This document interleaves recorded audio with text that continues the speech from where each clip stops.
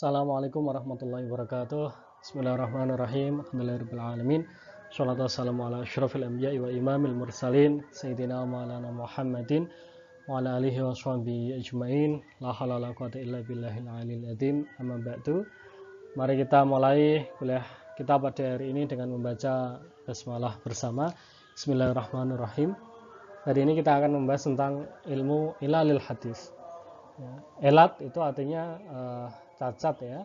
Kemudian ada nanti hadis yang punya elat disebut sebagai al-hadis al-mu'allal. Ya. Hadis yang punya elat itu hadis yang di dalamnya itu ada cacat ya, yang itu menyebabkan pengurangan ya atas kualitas kesahihan hadis tersebut. Tetapi secara lahiriah itu tidak ada elatnya, jadi tidak tampak ya, samar ya, itu. Maka nanti perlu kejelian ya di dalam mengetahui ilmu ilalil hadis.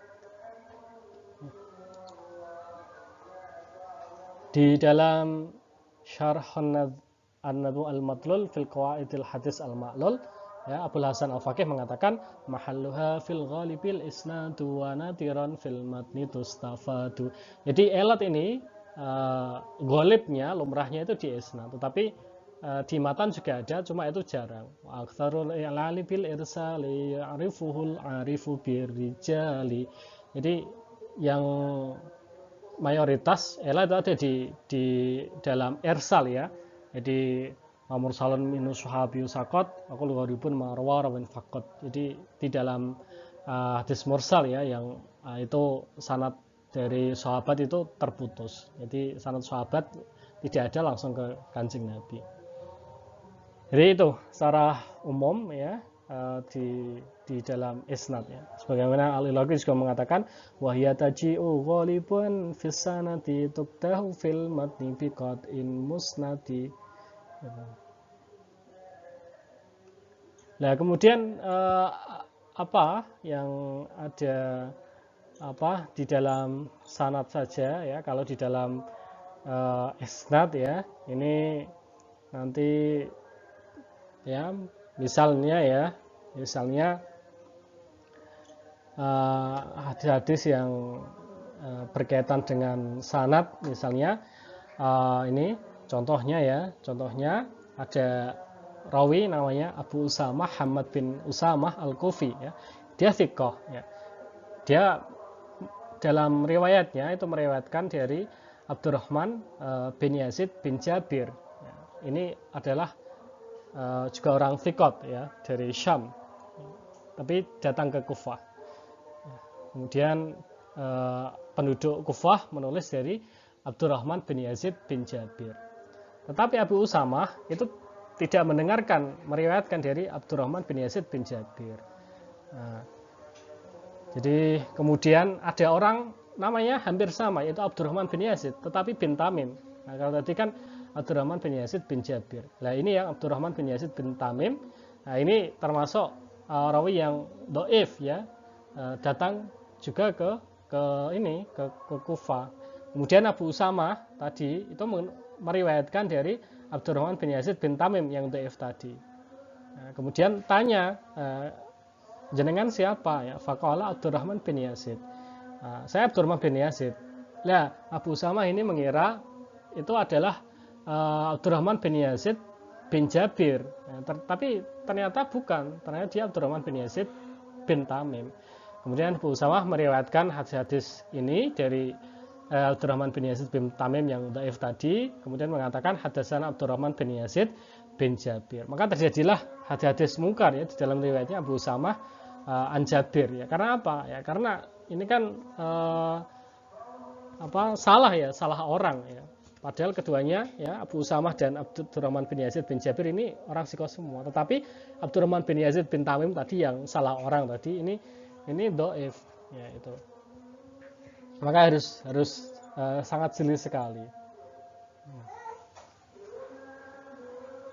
Kemudian yang kaitannya dengan matan ya, misalnya riwayat hadis yang dengan makna ya, yang kemudian itu merubah makna hadis ya, kemudian juga rawinya juga nanti terkena itu tidak sikoh ya, tidak dobit ya, karena tidak akurat di dalam periwayatannya.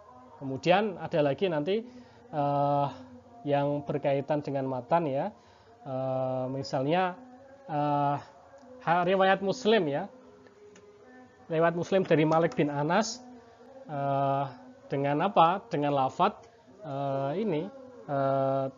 dengan lafadz ya yang menafikan ya, yang meniadakan Bismillahirrahmanirrahim di dalam sholat.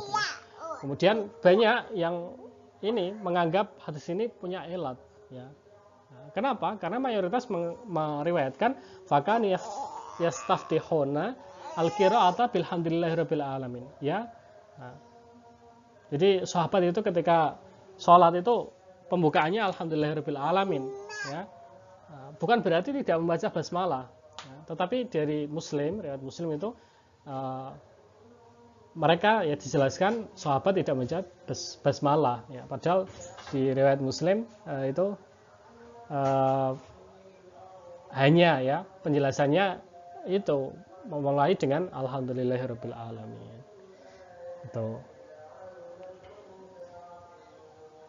Nah ini juga riwayat bil makna ini kadang seperti ini ya, jadi salah kesimpulan ya, Kanjeng Nabi atau sahabat itu ketika sholat membaca langsung hamdalah itu bukan berarti tidak membaca basmalah ya, bisa jadi tidak membaca, bisa jadi membaca dengan pelan ya itu, jadi banyak kemungkinan.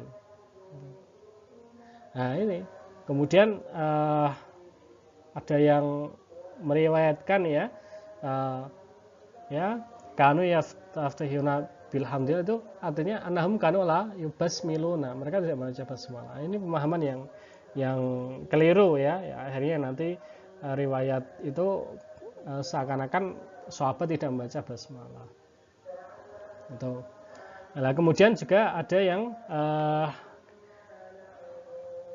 sama ya, yang ya tadi riwayat bil makna ya, atau lafaz-lafaz yang banyak berbeda ya, yang banyak berbeda di dalam satu hadis ya, misalnya riwayat hadis Sahih Muslim, Sahih Bukhari ini kan banyak riwayat yang hampir sama tetapi lafaznya berbeda. Ini juga ya tetap masuk elat ya, tetapi tidak bermasalah. Karena apa? Karena amkana raddul jami' ila maknan wahidin ya. Jadi kalimat-kalimat yang berbeda tersebut itu maknanya yang diinginkan itu sama. Beda kalau tadi yang basmalah itu kan kasusnya berbeda. Yang lain mengatakan memulai dengan alhamdulillahirabbil alamin. Nah, tetapi yang satu hadis ya, yang menjelaskan bahwa tidak ada tidak ada basmalah. Ini yang nanti yang bermasalah.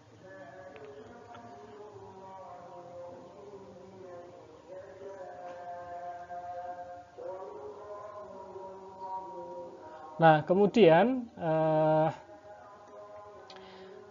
ya di dalam An-Nukat ala Kitab Ibnu Shalah karya Ibnu Hajar mengatakan ya mawaqat fil illati mawaqat illatu fil mati dunal isnadi wala tuqdatu fihima mawaqa'a min ikhtilafi alfadin katsiratin min ahadits sahihaini.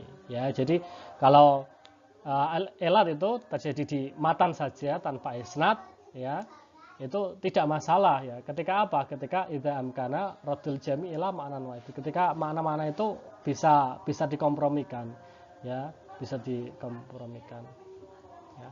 Tapi kemudian ada yang terjadi di dalam matan tetapi ini ini ya dipermasalahkan di dalam sanadnya ya. Mawaqa'at al-illatu fihi al-matnu wastalzamat al-qadhu fil isnadi. Ya, misalnya mayarwihi rawin bil makna alladzi danahu yakunu khata'an. Ya, jadi suatu rawi ya, seorang rawi meriwayatkan bil makna tetapi salah ya, seperti tadi membaca basmalah tapi kemudian riwayatnya membaca hamdalah ya, memulai dengan membaca hamdalah tapi kemudian diriwayatkan dengan riwayat bil makna bahwa sahabat tidak membaca basmalah. Ya, ini yang kemudian ya hadisnya bermasalah, kemudian sanadnya juga dianggap bermasalah.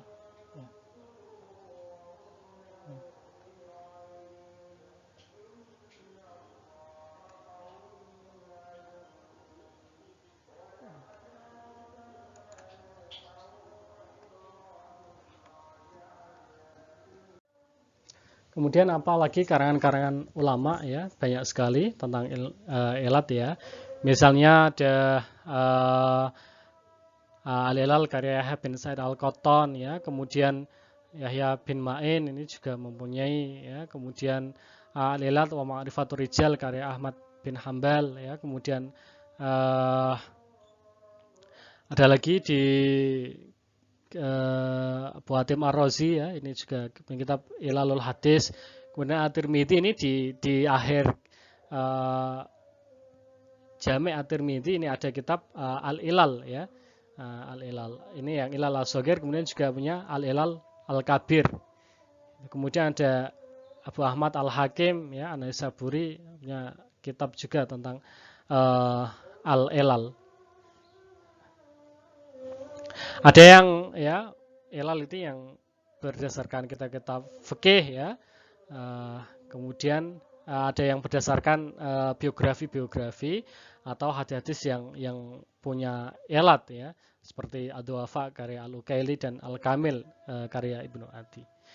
Demikian kuliah pada hari ini. Bila ada pertanyaan ya silahkan ditanyakan.